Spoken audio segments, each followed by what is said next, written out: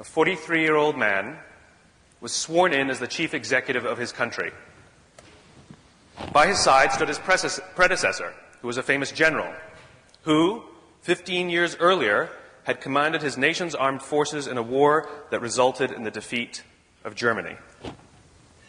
This young leader was raised in the Roman Catholic faith, spent the next 5 hours watching parades in his honor, and stayed up till 3 o'clock in the morning celebrating.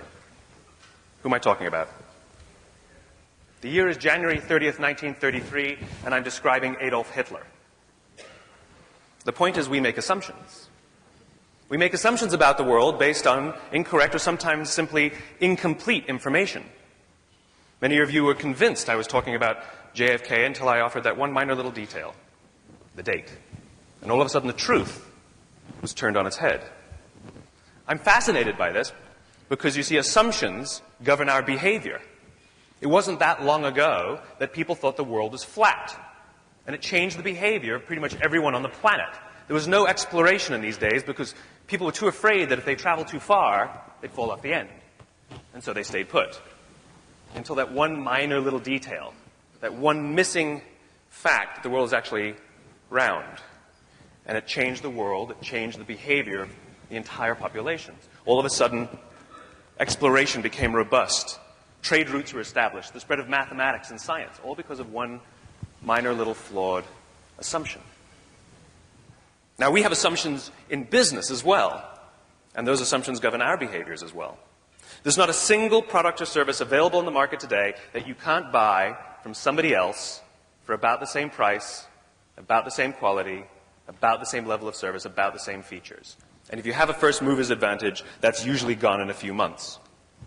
And yet if you ask any business why are your customers, what do they usually tell you?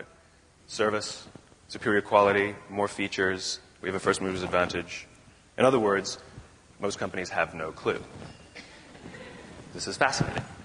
Because if you don't know why your customers are your customers, then how do you know what to do or how to act to attract more of them? And how do you know what to do and how to act to keep the ones loyal?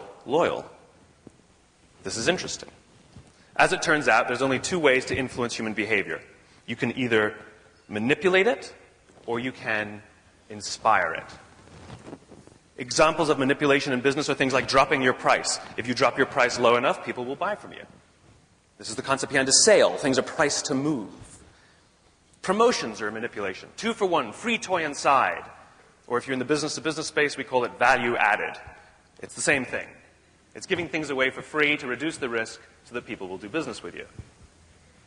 There are other manipulations as well. You see them a lot in marketing. Fear, fantastic manipulator.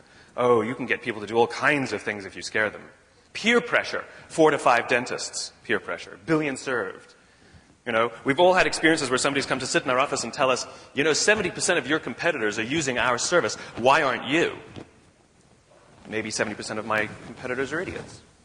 Or maybe 70% of my competitors are offered a price so low they couldn't resist. It's a manipulation. We fear that we're being left out of something or that other people know something that we don't. And so it drives our behavior. But there's an alternative. The alternative is inspiration. And by the way, I cannot dispute that all the manipulative techniques work. They absolutely do. It's why companies use them. The problem is, not a single one of them breeds loyalty. Over the course of time, it costs more and more money. And over the course of time, it increases stress both for the buyer and for the seller. It is stressful for people to make decisions about which company or which product to choose today. Which cereal should I buy? Hundreds of them. Hundreds of them. Which cell phone provider should I go with?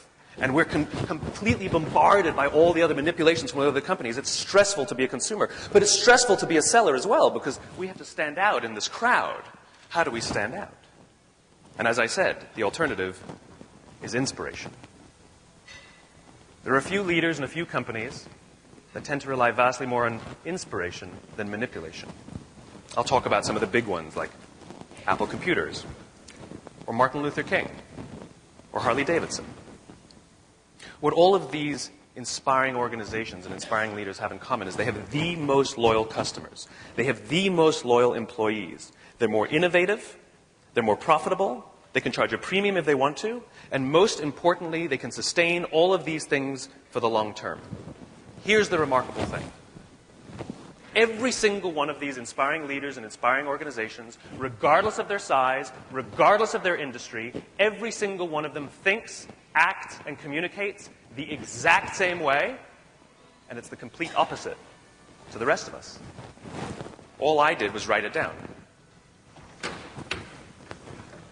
I call it the golden circle, and it's probably the world's simplest idea. It's a bullseye. Why in the middle, how in the middle ring, and what in the outside ring. It's this little idea that explains the difference between those that inspire and everyone else. Let me define the terms really quickly.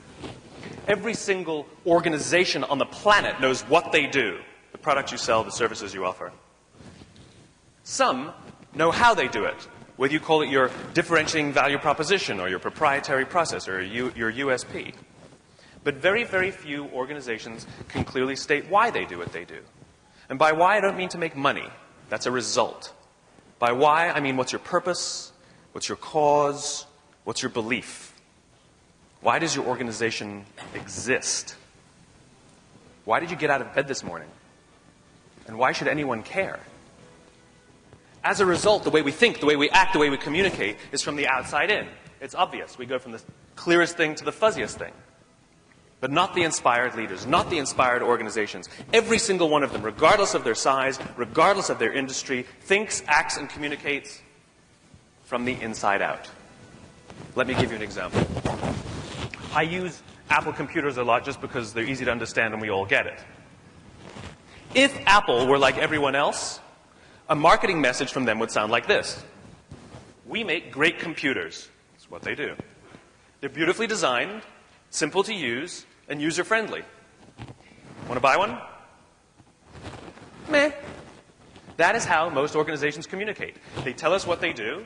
They tell us how they're different or better than their competition. They expect some sort of behavior, usually a purchase. Here's our new car. It's got tinted windows, leather seats, a great engine. Buy it.